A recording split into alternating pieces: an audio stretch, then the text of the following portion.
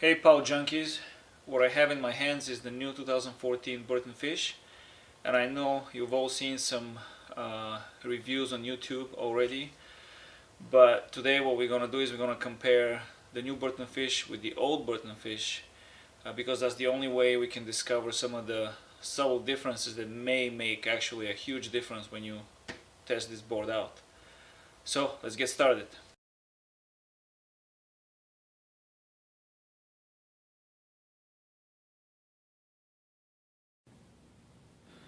Okay, so what we have here is a side-by-side view of the new 2014 Burton Fish and a 2012 Burton Fish as well, the older generation fish. The new one is 161 centimeter long and the old one is 160. We're going to start with the obvious difference, which is the tail redesign. Burton has done a pretty detailed description of why they did it and what it is all about, but if you compare them side by side, you can see that the new fish has kind of a narrower tail and it's kind of sharper, a little deeper maybe.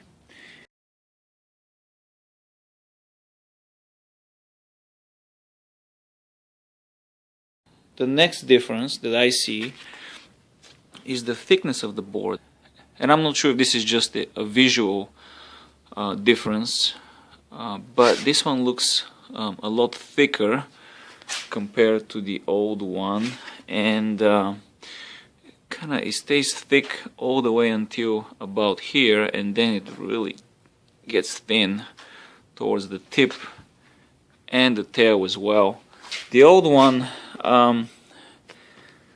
you know, the board is tapered, so it's hard to tell. Maybe it's the same, but because it tapers, it kind of looks like the thickness stays the same throughout. So I'm not sure if this is actually different or not.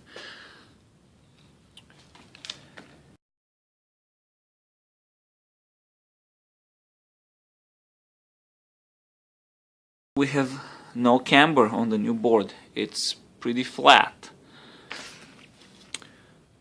I have laid the two snowboards on top of each other, and as you can see, the older fish has quite a bit of a camber compared to the new one.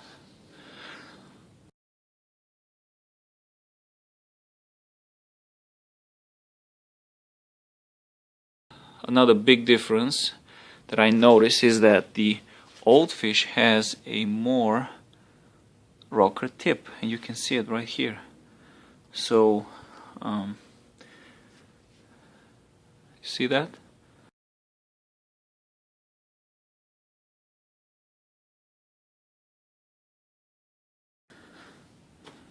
Some people wondered if the tail of the new fish is longer. Well, by a tiny bit. I don't really consider this being much longer, and considering the fact that the tail of the new fish is a lot narrower, I would say that you have an overall smaller footprint of the snowboard tail. As you can see, kind of slide it sideways, it's shaved off quite a bit.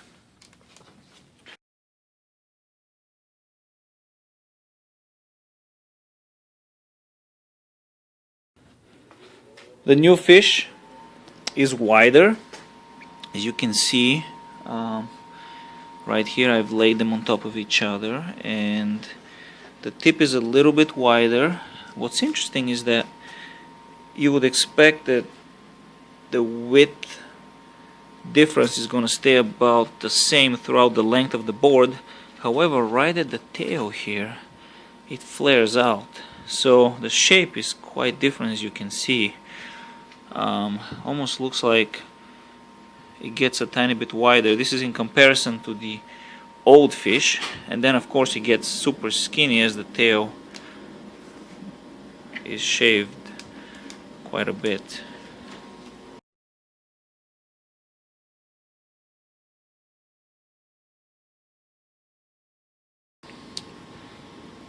Another huge difference that I noticed is that the EST channels where you mount the binding on is moved further forward on the new fish.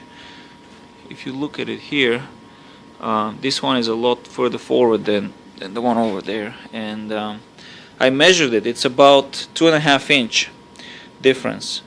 So I typically mount my bindings right on reference. So if I were to do the same with the new board, I'm going to have a longer tail, about 2.5 inch longer, and I'm going to have a shorter tip. So that kind of worries me.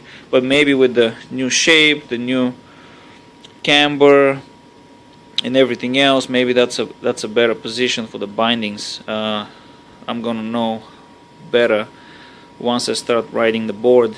The beauty of the EST channel, however, is that you can slide this binding back and forth very easily, and I could match the position of my old binding and have the exact same amount of tail as I used to have on my old fish.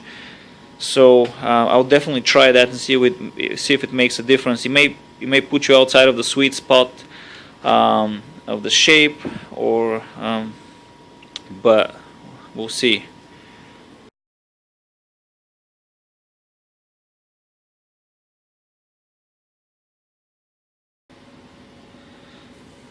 The top sheet design is definitely different. You have kind of an old school ski sandwich construction on the new one, and you have this kind of a cup system here that the board tapers down, and I think that's about it. I haven't measured the actual weight of the boards, but I don't think that matters that much.